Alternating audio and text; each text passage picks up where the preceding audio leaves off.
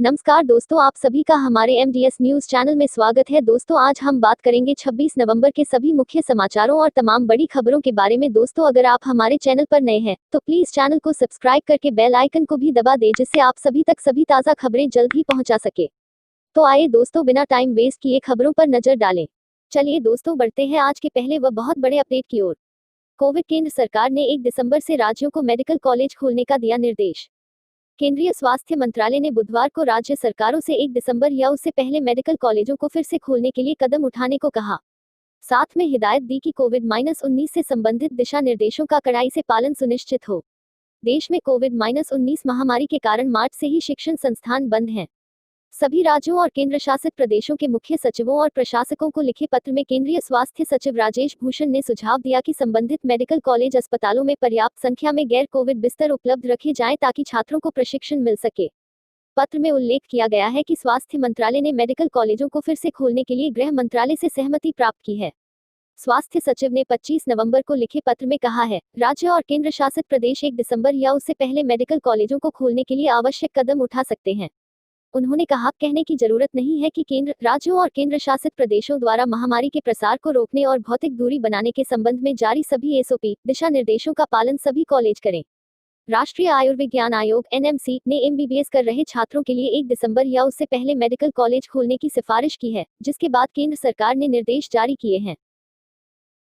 Corona को लेकर एक बहुत बड़ी खबर सामने आई है। कोरोना संकट से निपटने को नीति आयोग ने राज्यों के लिए जारी की उपाय पुस्तिका।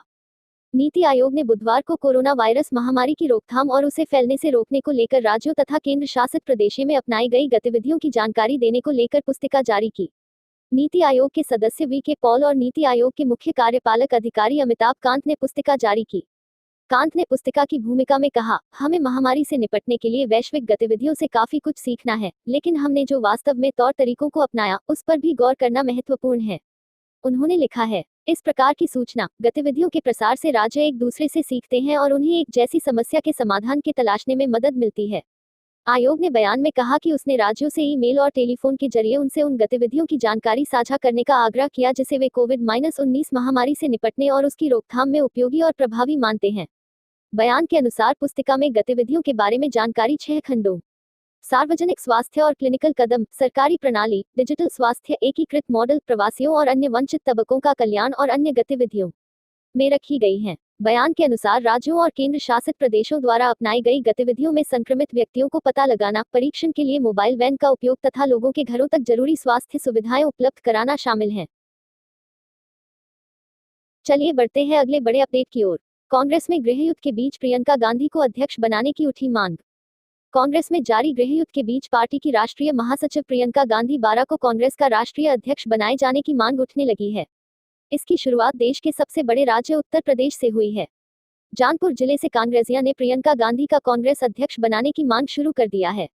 कांग्रेस कार्यकर्ताओं की मंशा कितना साकार स्वरूप ले सकेगी यह तो राष्ट्रीय नेतृत्व ही बता सकता है, लेकिन कांग्रेस कार्यकर्ताओं का मानना है कि प्रियंका गांधी बारा को राष्ट्रीय अध्यक्ष बनाए जाने से कांग्रेस मजबूत होगी और सत्ता में वापसी संभव है। इसी मुद्दे को लेकर आज देवउठनी एकादशी के दिन कांग्रेस के कार्यकर्ताओं ने पार्टी के पूर्व जिला उपाध्यक्ष इंद्रसेन श्रीवास्तव के नेतृत्व में महात्मा गांधी की मूर्ति के पास खरका तिराहा पर मौन व्रत रखा और कांग्रेस जनों के हस्ताक्षर युक्त पत्र कांग्रेस के कार्यवाहक राष्ट्रीय अध्यक्ष सोनिया गांधी के पास भेजा, जिसमें कहा गया है कि कांग्रेस को एक पूर्णकालिक अध्यक्ष की जरूरत है। हम कांग्रेस जन मांग करते हैं कि प्रियंका गांधी को कांग्रेस का राष्ट्रीय अध्यक्ष बनाया जाए। ऐसी इच्छा देशभर के कांग्रेस कार्यकर्ताओं की है। कार्यकर्ता चाहता है कि उनका अध्यक्ष उनके बीच रहे, उनके साथ खड़ा रहे और संघर्ष करे। दिल्ली की वायु गुणवत्ता को लेकर एक बहुत बड़ा अपडेट। गंभीर श्रेणी में पहुंची राजधानी दिल्ली की वायु गुणवत्ता, जाने कितना पहुंचा एक्यूआई। हवा की धीमी गति के कारण बुधवार को करीब 10 दिन बाद दिल्ली की वायु गुणवत्ता और खराब होकर गंभीर श्रेणी में आ गई।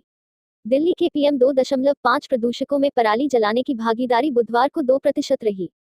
केंद्रीय प्रदूषण नियंत्रण बोर्ड सीपीसीबी के मोबाइल ऐप समीर के अनुसार शहर का वायु गुणवत्ता सूचकांक एक्यूआई बुधवार को सुबह 401 दर्ज किया गया तथा यह शाम को और खराब होकर 415 हो गया। यह मंगलवार को 388 था। एक्यूआई सोमवार को 302, रविवार को 274, शनिवार को 251, शुक्रवार को 296 और बृहस्पतिवार को 283 रहा। राष्ट्रीय राजधानी में एक्यूआई 15 नवंबर को गंभीर श्रेणी में था, लेकिन इसके बाद इसमें सुधार आया और यह 22 नवंबर तक खराब अथवा मध्यम की श्रेणी में रहा। उल्लेखनीय है कि 0 से 50 के बीच वायु गुणवत्ता सूचकांक अच्छा, 51 से 100 के बीच संतोषजनक, 101 से 200 के बीच मध्यम, 201 से 300 के बीच खराब, 301 से 400 के बीच अत्यंत खराब और 401 से 500 के बीच वायु गुणवत्ता सूचकांक गंभीर श्रेणी में माना जाता है। योगी सरकार की ओर से एक बहुत बड़ी खबर सामने आई है।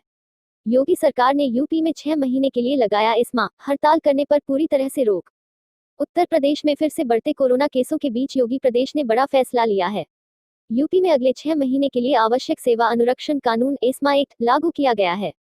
यानी अगले 6 महीने तक प्रदेश में किसी भी तरह की हड़ताल पर पूरी तरह से रोक लगा दी गई है। प्रदेश सरकार की ओर से बुधवार को यह आदेश जारी किया गया है। आपको बता दें कि इस एक्ट के लागू होने के बाद आवश्यक सेवाओं में लगे सरकारी कर्मचारी अगले 6 महीने तक किसी तरह की हड़ताल पर नहीं जा सकेंगे। अगर कोई भी कर्मचारी हड़ताल करता है तो उस पर सख्त एक्शन लिया जा सकेगा। गौरतलब है कि इस एक्ट के मुताबिक राज्य या केंद्र सरकारें अपनी जरूरत के हिसाब से इसे लागू कर सकती हैं। एक्ट को ऐसे वक्त में लागू किया जाता है जब राज्य में कर्मचारियों की अधिकतर जरूरत हो।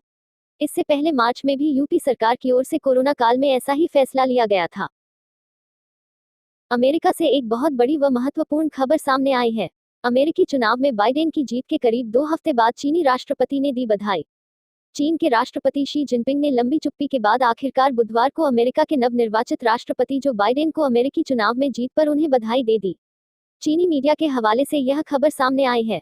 अपने टेलीग्राम संदेश में राष्ट्रपति शी जिनपिंग ने कहा, संघर्ष या टकराव की बजाय आपसी आदर और एक दूसरे को सहयोग की भावना के साथ वैश्विक शांति और विकास हो। राष्ट्रपति शी का यह संदेश करीब 2 हफ्ते बाद आया है जब दुनिया भर के प्रमुख देशों ने जो बाइडेन को उनकी जीत पर पहले ही बधाई दे दी। गौरतलब है कि दुनिया की 2 महाशक्ति अमेरिका और चीन के बीच रिश्तों में हाल के दिनों में ऐतिहासिक गिरावट आई है। दोनों ही देश ट्रेड वॉर, जासूसी के आरोप, मानवाधिकार, मीडिया की आजादी और तकनीक को लेकर एक दूसरे विरोध में खड़े हैं। दोनों ही देशों ने कोरोना वायरस को काबू करने को लेकर लगातार एक दूसरे पर आरोप प्रत्यारोप किए। वाशिंगटन ने आरोप लगाया कि पिछले साल वुहान में कोरोना की उत्पत्ति के बाद बीजिंग ने इस बारे में दुनिया से छिपाए रखा। देहरादून में रविवार को लगेगा लॉकडाउन। कोविड-19, देहरादून में हर रविवार लगेगा लॉकडाउन, डीएम ने दिया आदेश। कोरोना वायरस संक्रमण के प्रसार को रोकने के लिए देहरादून जिले में इस हफ्ते से हर रविवार लॉकडाउन लागू रहेगा। देहरादून के जिलाधिकारी आशीष श्रीवास्तव ने बुधवार को यहां इस संबंध में जारी अपने एक आदेश में जिले में रविवार को लॉकडाउन का सख्ती से अनुपालन करने तथा व्यस्त बाजारों में सैनिटाइजेशन अभियान चलाने के निर्देश दिए हैं। देहरादून जिले में पहले भी सप्ताहांत में लॉकडाउन लागू था, लेकिन त्योहारी सीजन में इसे अस्थायी रूप से स्थगित कर दिया गया था। आदेश के मुताबिक दवाई, फल, सब्जी, दूध, पेट्रोल पंप और रसोई गैस एजेंसियों आदि जरूरी दुकानों को छोड़कर अन्य सभी दुकानें जिले में रविवार को बंद रहेंगी। बता दें कि उत्तराखंड में अब तक कोरोना संक्रमण के 72,160 मामले सामने आ चुके हैं। इस वक्त 4,638 एक्टिव केस हैं। अब तक कोरोना से उत्तराखंड में 1,773 लोगों की मौत हो चुकी है। उत्तराखंड में कोविड-19 के मरीजों की संख्या पिछले कुछ सप्ताह से बढ़ रही है और इनमें से सबसे ज्यादा मामले देहरादून जिले में ही सामने आ रहे हैं। दिल्ली से आने वालों के लिए कोविड रिपोर्ट जरूरी। दूसरी ओर सरकार ने दिल्ली से आने वाले यात्रियों के लिए एक आदेश जारी किया है, जिसके अनुसार जॉली ग्रांट एयरपोर्ट पर दिल्ली से आने वाले यात्रियों के पास पिछले 96 घंटे की कोविड नेगेटिव रिपोर्ट जरूर होनी चाहिए। रिपोर्ट न लेकर आने वालों का टेस्ट एयरपोर्ट पर ही किया जाएगा। चक्रवाती तूफान निवार को लेकर एक बहुत बड़ी खबर सामने आई है।